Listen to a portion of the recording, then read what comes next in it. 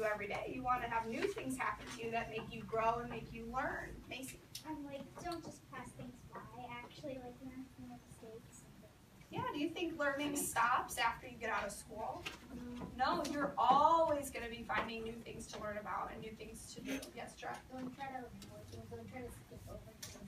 Go through it and try to figure out new things and new solutions. Yeah, don't skip over things, she said. Don't just think I don't need to know this and move on. If it's hard, you need to persevere through it, right? Okay. So our learning target, today we're going to do our rotation centers. They're going to be a little bit longer today. They're going to be about 25 minutes each. So it's to give you enough time to do what we're doing at the group station. So we can classify quadrilaterals based on their properties. Those are some big words. Who can tell me what classify means? What did we talk about the word classify meaning, Donovan? It means like, like if you, let's say you know something, but like just like kind of like double check over it. So we're zooming in on something a little more closely. Elaborate on his answer. You give it a name. Giving it a name. When you classify something, you give it a name. I agree with that. Okay, so it's just a fancy way to say name it. And we talked about earlier that some of these polygons can have more than one name, more than one classification. What is a quadrilateral? You can remind me what a quadrilateral is. AJ. A four-sided figure. A four-sided figure. Okay. So yesterday we classified triangles, and they had how many sides? Donna? They had 3 sides, and how did we classify them? We classified them in 2 different categories. They had 2 names. What were those categories? Harley? Like what they were, like, Based on.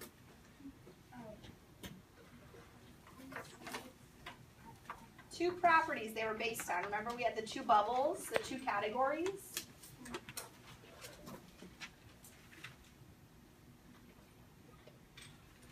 What do right and acute and obtuse have to do with?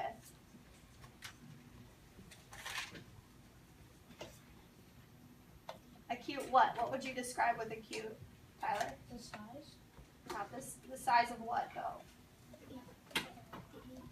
Say it louder. The size of the angle. The angles. So what are the 2 categories we base triangles off of? We named them off of. Daniel. Right? That's a type of angle, yes, but what do we name triangles based off of?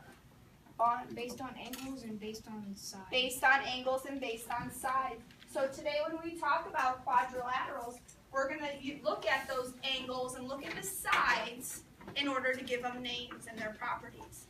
Okay, so you're going to have 3 stations today. The first station is going to be up here. All you will need is your notebook and a pencil. 10 marks. You have 2 lessons assigned to you. They have similar titles. It's classifying 2-dimensional shapes. One includes trapezoids and one does not. You can do them in any order that you want, but there are 20 questions with that. What do you think you should have open next to you as you're doing 10 marks? Your notebook. You're going to absolutely need this to do those questions, okay? So this should be open right next to you. That way you don't have to play the guessing game, okay? The last station you're going to have is over here at the group station. You are going to be, I already paired you up with a partner, okay? You are working only with that partner. Today we have a mystery file that you are going to need to solve, so you guys are all going to be detectives. And what you have here is classified evidence. And you're going to have a court case in here. In your court case, you are going to read a situation, a mystery that happened, and you're going to have to look through, research, and look through the suspects, and then you're going to read through all the evidence that they found at the crime scene. You're going to have a list of suspects, which are quadrilaterals, and you're going to have to figure out who committed the crime. Okay, so you and your partner are in charge of that. I'm not giving you a lot of directions. It's all in here, so you need to use this resource. Now here's the important thing. Each pair of detectives is going to get a paper-clipped together.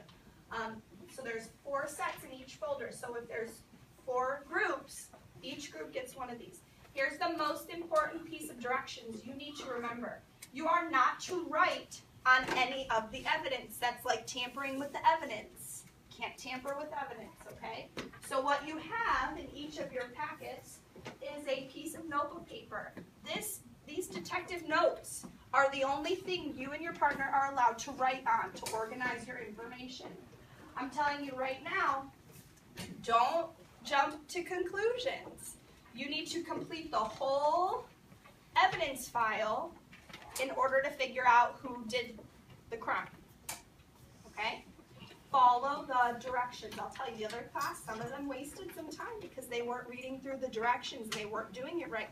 And then what do you think I made them go back and do? Read. Not read. They redid it all.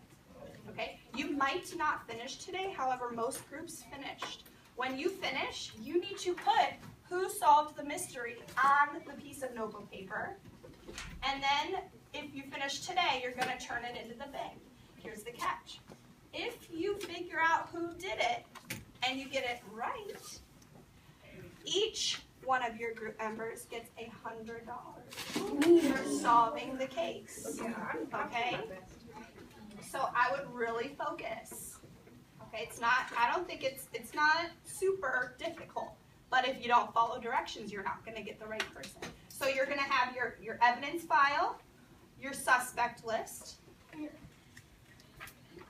your research. This is what's going to help you figure some things out. And then you're going to have your notes. Okay? When you are done, you may keep the notes, but you need to paper clip back your other files and stick them back into the folder.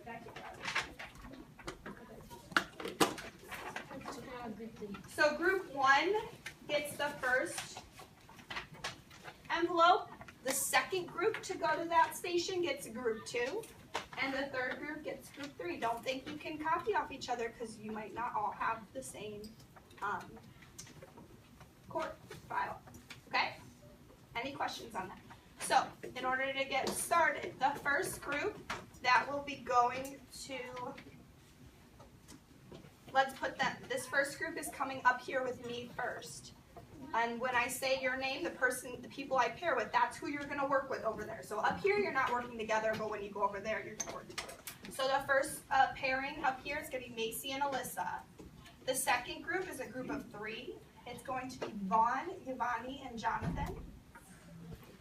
Is Yvonne here today? The second group is going to be Randy and Daniel W. And then that other group is going to be P and Omar. So those people I just named, you're coming up to me first. The group going to 10 marks first.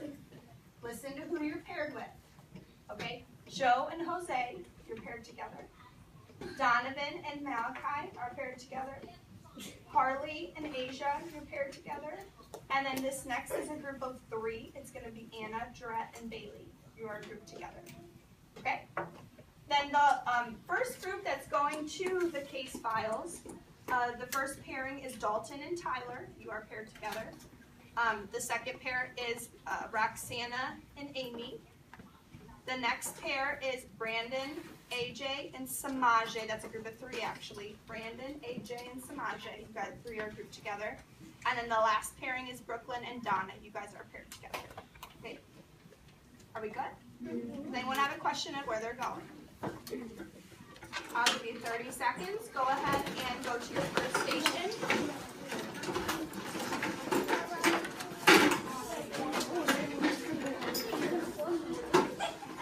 Roxana, where's Roxana? You need to go to room 146 in the pencil. Amy.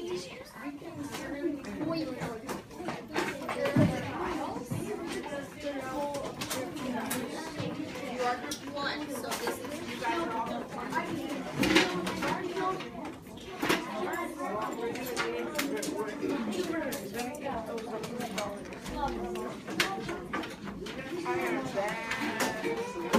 Okay, those of you up here, I need you to get this down in your notebooks, please.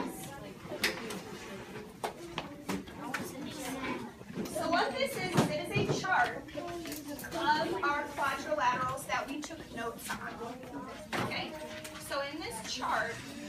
I want you to kind of be thinking about what does it mean?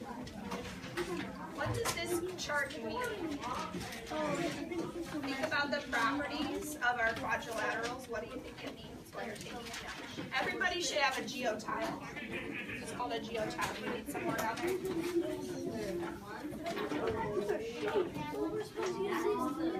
No, you do that on your own. You do not need the geotiles until I tell you to.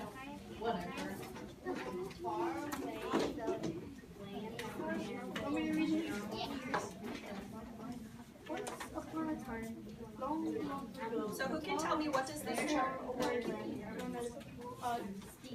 Anybody?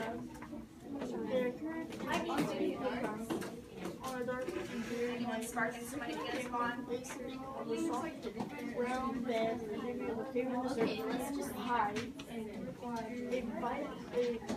The differences between them? Okay. What do you notice the circles are doing? They're connecting. What do you think this has to do with the chart that we took? Do you think the overlaps mean something? Kind of. So the whole box represents what kind of shape? Not a rectangle. A quadrilateral. So what do all of these polygons have in common? What are they all? They're all quadrilaterals. Okay. Now why do you think parallelograms and these ones are separated from the trapezoids? Why do you think that?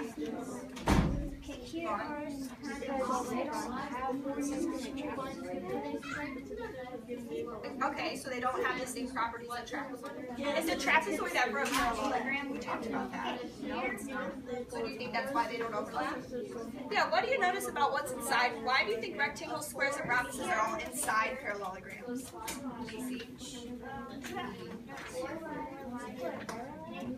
So they all have 2 or more pairs of parallel lines. Why else? Why do you think these are inside the parallelograms? Why do you think that? Do you think they have something similar? Yeah. Are rectangles, squares, and rhombuses parallelograms? Are parallelograms always rectangles? No. Are they always squares? No. That's why the parallelograms are inside of these circles. So this is our Venn diagram of quadrilateral. We'll refer back to it. Can you get that down a little bit faster? We gotta move on to the next. So what we're going to do in a moment is we're going to work backwards. Instead of getting properties and then saying the shapes or saying the shapes and then listing the properties, we're going to get a shape. We're going to get a polygon. And what we're going to have to do is we're going to have to list its properties. We're going to have to look at the sides, and we're going to have to look at the angles so that we can categorize it into its classification. Okay?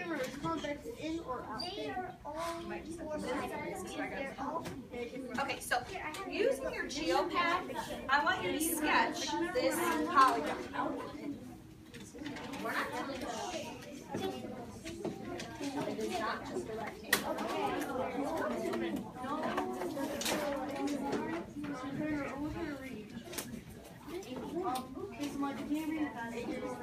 I want you to sketch this shape. It's on your geo. You find it? You're going to sketch this one. It's right by T5.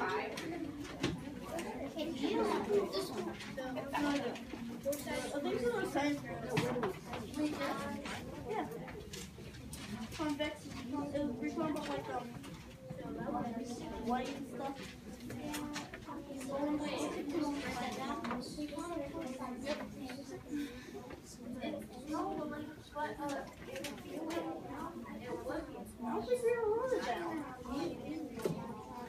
Okay. So we're going to do this first one as a group. I'm going to lead you through it. The second one we're going to do together. And then the third one you're going to do it on your own. So the first one, I'm going to tell you, when you start to look at shapes, I want you to think as simple as you can. Alright, and you're going to start with sides. How many sides does this polygon have?